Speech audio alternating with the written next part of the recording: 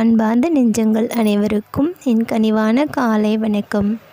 கந்தனின் கருணையினாலும் அம்மையப்பன் அருளாசிகளாலும் இன்றைய நாள் உங்களுக்கு இனிதான நாளாக அமையட்டும்.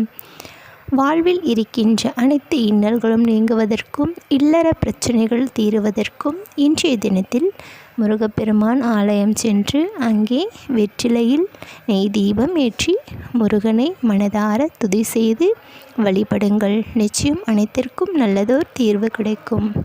சிவாய நம. அவனை துதிக்கும் விதமாக திருச்சிற்றம்பலம்.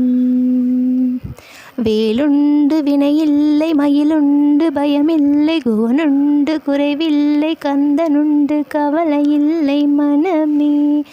நமக்கு கந்தனுண்டு கவலையில்லை மனமே. ஓம் தத்புருஷாய வித்மகி மகாசேனாய தீமகி தன்னோ ஷண்முக பிரசோதயாத்.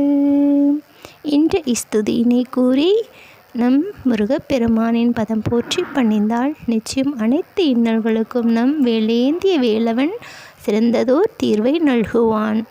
திருச்சிற்றம்பலம். திருவெம்பாவையின் 13வது பாடலை பார்ப்போம்.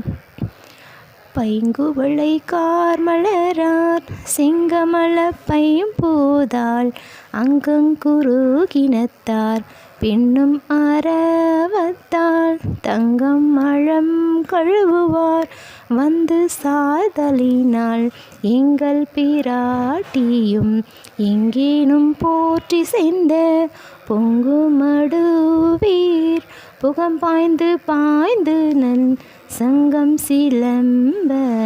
சிலம்பும் கலந்தார்ப்ப கொங்கைகள் பொங்க குடையும் புனல் பொங்க பங்கயம் பூம்புணல் பாய்ந்தாடொளெம்பாவாய்.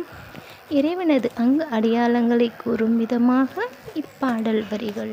சிவாய நம. திருச்சிற்றம்பலம்.